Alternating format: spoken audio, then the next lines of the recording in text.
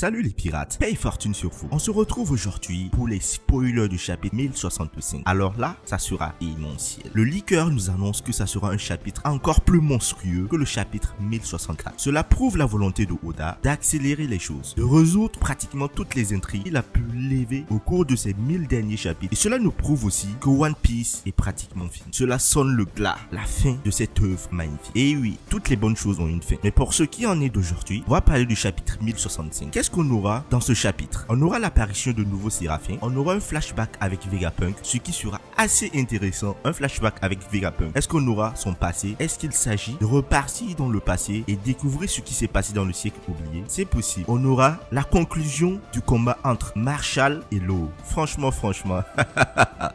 j'ai hâte de voir cela, On aura aussi énormément d'intrigues, donc accrochez-vous car ça va partir à 1000 à l'heure. Donc les amis, si vous aimez mes vidéos, mettez un gros pouce bleu pour me soutenir et abonnez-vous pour rejoindre la flotte. Prenez vos bassines d'azote et vos bouteilles de vodka. N'oubliez pas non plus vos popcorn, augmentez le volume à fond et on se retrouve à la première page.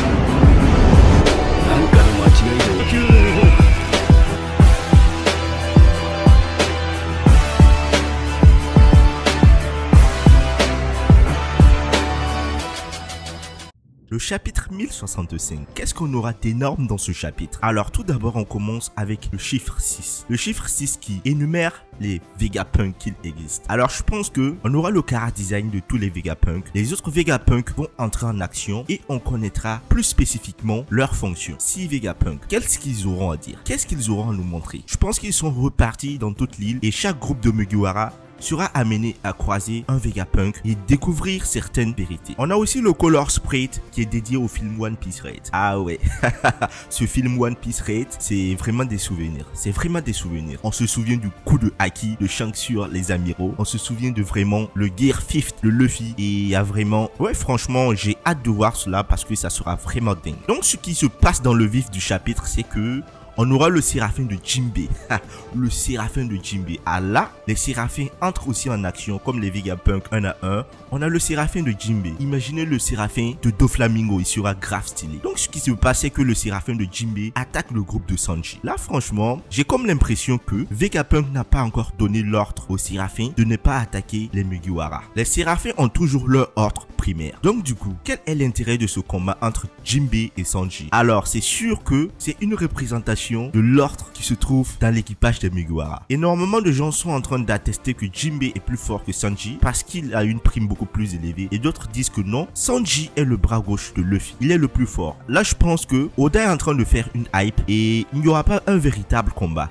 Peut-être ils vont échanger des coups, mais il n'y aura pas un véritable combat parce que je pense qu'il va vouloir garder le suspense. De toutes les façons, Jinbei et Sanji n'auront plus à se battre. Et je pense que ce séraphin est assez fort. Dans les spoilers, on apprend qu'il y a un choc entre Sanji et le séraphin de Jinbei, donnant lieu à une fracture de la jambe de Sanji. Si c'est vraiment vrai, c'est incroyable. Ça montre à quel point les séraphins sont très forts. Dites-moi les amis, ce que vous pensez de ça. Si le séraphin de Jinbei a réussi à briser la jambe de Sanji, c'est incroyable dans un sens, mais dans l'autre, pas tant que ça parce que Sanji qui a une jambe brisée, c'est pas un dégât aussi grave, aussi imputable vu qu'il peut se régénérer. C'est pas comme un Zoro qui, à la place avec une jambe brisée, serait dans de sales draps. Nous allons aussi découvrir les 3 autres Vegapunk. Edinson et Pythagore sont des robots. Parmi tous ces Vegapunk, apparemment il y a certains qui sont des robots. Les derniers Vegapunk sont carrément des robots. Est-ce qu'ils ont la faculté de réfléchir par eux-mêmes ou sont-ils juste des robots qui sont capables de raisonner? Parce que Pythagore c'est celui qui est le plus intelligent, où il maîtrise les calculs et tout.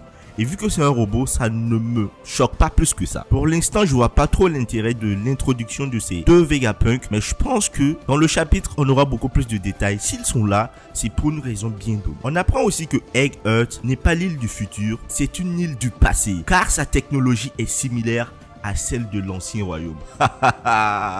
Cela dit énormément de choses. Parce que là, on avait dit que Vegapunk avait 500 ans d'avance sur l'humanité. En réalité, il n'avait pas 500 ans d'avance.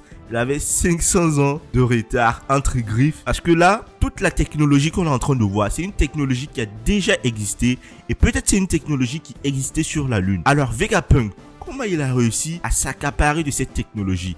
Est-il aussi vieux que cela? Est-il le seul rescapé de l'ancien royaume? C'est possible. Peut-être qu'il fait partie de l'ancien royaume et c'est un mec extrêmement vieux qui vivait là. Et vu qu'il avait cette technologie, eh bien, il a réussi à redévelopper tout ce qui était fait dans l'ancien royaume. C'est à prouver à quel point l'ancien royaume était en avance sur son temps. Ou peut-être l'ancien royaume était à jour sur son temps. Et vu qu'il y a eu la guerre, il y a eu sa disparition, le gouvernement mondial a tenu secret tout ce qui se passait là, a tenu à effacer tout ce qui se passait dans l'ancien royaume, que ce soit sa technologie et tout ce qui est en rapport avec l'ancien royaume. De ce fait, la technologie a disparu de la surface de la planète. C'est vraiment une révélation assez dingue. Donc, franchement, Vegapunk, en réalité, c'est un personnage assez intriguant.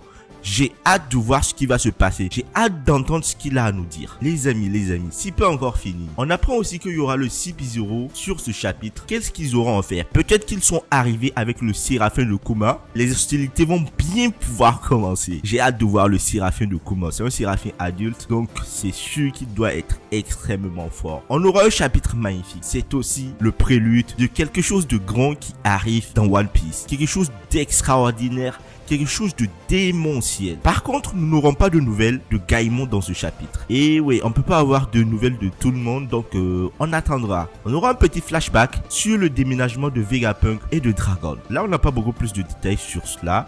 Peut-être que le déménagement de Dragon, c'est lié au fait que son ancienne île a été attaquée. Ou peut-être que là, il est en train de bouger. Il est en train de rentrer en action. Là, clairement, Dragon a beaucoup de choses à faire. Il y a Sabo qu'il doit sauver, s'il est toujours en vie. Et il y a Vegapunk qu'il doit sauver. Parce que le CP0 tente à ôter sa vie. Dans le même moment, on a Zoro qui sent quelque chose de terrible qui pourrait arriver. Quelque chose de terrible, c'est quoi? À part le CP0, j'attends de voir. Peut-être que quelqu'un d'autre est en train de se diriger ou quelque chose se trouve sur cette île de Egg Hut qui va se relever. Quelque chose d'aussi vieux que Vegapunk. Pour le clou de ce spectacle, on aura des nouvelles de Barbe Noire et de l'eau qui sont au niveau de la phase finale de leur combat.